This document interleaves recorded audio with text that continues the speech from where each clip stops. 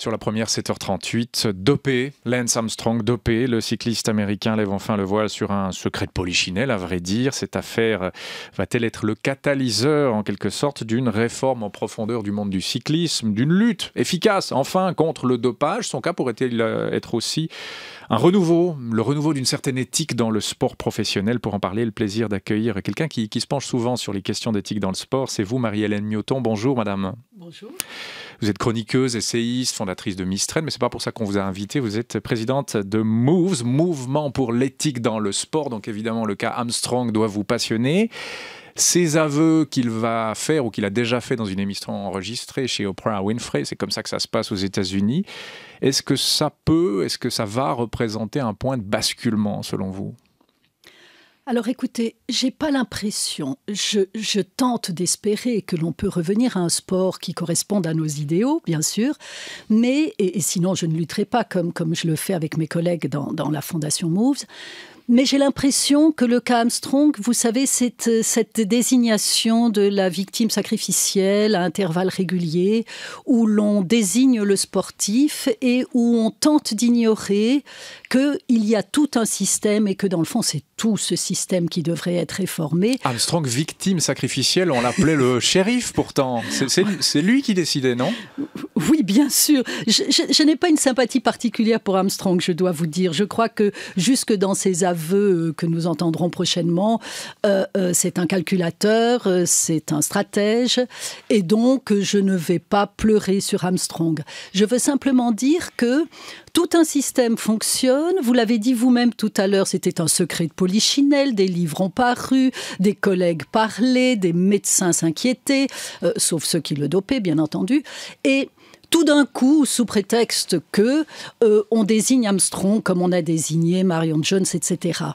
Il faut s'attaquer au système. S'attaquer non pas au sens guerrier du terme, mais au sens d'une meilleure gouvernance. Donc le coureur, comme vous le dites, c'est cyclique parce que c'est pas le premier. Bon, c'est le premier qui avait gagné cette Tour de France, donc son cas est emblématique. Le coureur est en fait le fusible qu'on peut faire sauter assez facilement. Les autres fusibles ne sautant pas. Ces autres fusibles sont, je sais pas, les instances sportives, l'Union cycliste internationale en l'occurrence, etc. Le système mis en place autour. Vous pensez que là, il y aura des dommages collatéraux aussi pour l'UCI, par exemple, dans cette affaire-là, ou que non, circuler, il n'y a rien à voir et on continue comme avant?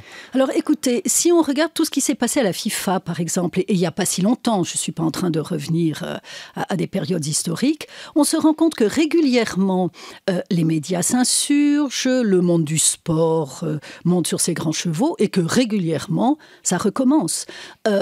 Donc, je n'ai pas les moyens aujourd'hui de vous dire oui, l'UCI va vraiment se réformer en profondeur comme elle le devrait, et il ne faut pas désigner que l'UCI, parce qu'on sait très bien que beaucoup de sports sont touchés, et que le système sport appelle cela, c'est-à-dire ce monde qui est autarcique, qui n'est contrôlé que par lui-même, où il n'y a pas de contre-pouvoir. Le problème est vraiment là.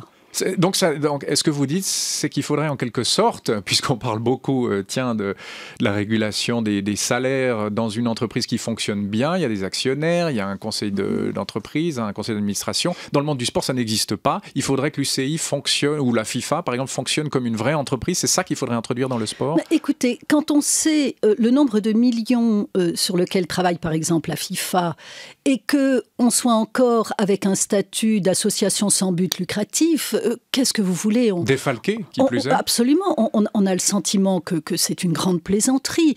Vraiment, les structures du sport sont déphasées par rapport à ce qui est devenu le sport. Or, ce qui est devenu le sport, je parle toujours évidemment ici, et vous aussi, bien entendu, je suis sûre, du sport professionnel, du sport spectacle. On ne parle pas de ces milliers de sportifs qui font quelque chose avec, avec la naïveté et l'enthousiasme que peuvent avoir les jeunes. Donc on ne parle pas de ce sport-là.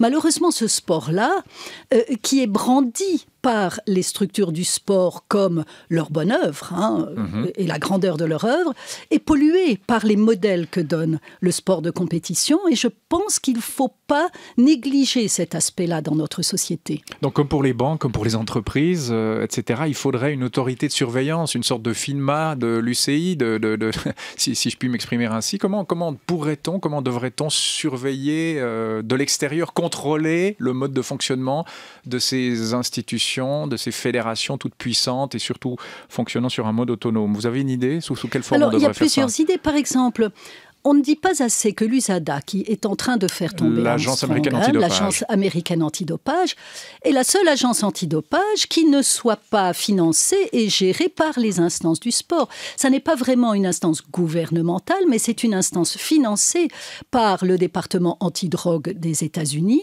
et qui, à part ça, après, s'autofinance par son travail. C'est quand même pas innocent que ce soit justement une instance indépendante du monde sportif qui fasse éclater le scandale et qui, elle, pour l'instant en tout cas, on va attendre ses révélations, fait tomber non seulement le sportif, mais désigne l'UCI et ses représentants. Marielle Newton, question qu'on pose assez souvent, mais finalement elle est peut-être centrale. Quand il y a autant de milliards en jeu, est-ce qu'on peut véritablement concilier sport et éthique ?